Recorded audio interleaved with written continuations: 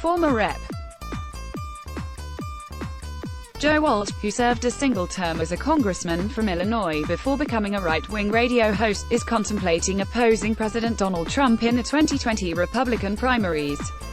Referring to the president as an unfit divider-in-chief, the Illinois congressman told Politico on Wednesday that, "If I'm to do it, it's going to happen soon. I've been really surprised by the amount of anxiousnness from people across the spectrum who want this president to have a challenge, because there's just a real concern that he's absolutely unfit." Advertisement. Walsh also expressed confidence in his ability to mount a serious challenge to Trump despite the president's popularity within the Republican Party and considerable fundraising efforts. Abso-freaking-lutely. "There's a drumbeat from a lot of people out there for somebody who wants to take this on," Walsh told Politico when asked about Trump's advantages. He later added, "I think if there is an alternative out there, the money will follow." No incumbent president has faced a serious primary challenge since President George H.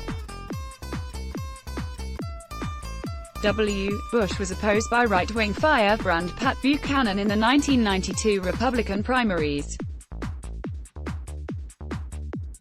The last incumbent president to seek his party's nomination and be denied it was President Chester Arthur, who lost at the 1884 Republican National Convention to Sen.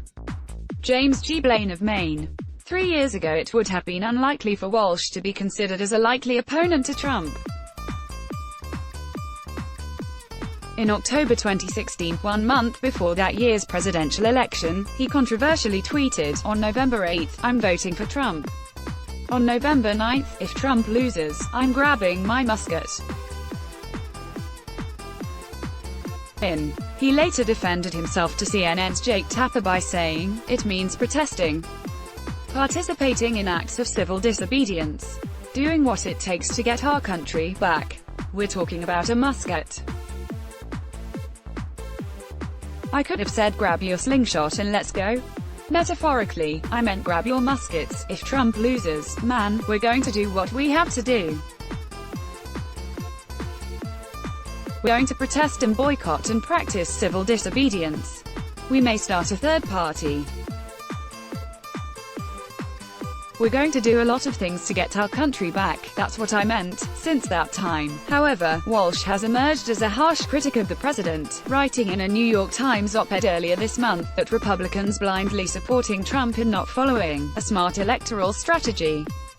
"It's one of the many reasons Mr. Trump is ripe for a primary challenger. In fact, it would buck the historical trend if he didn't have one. More often than not, unpopular presidents face primary challenges."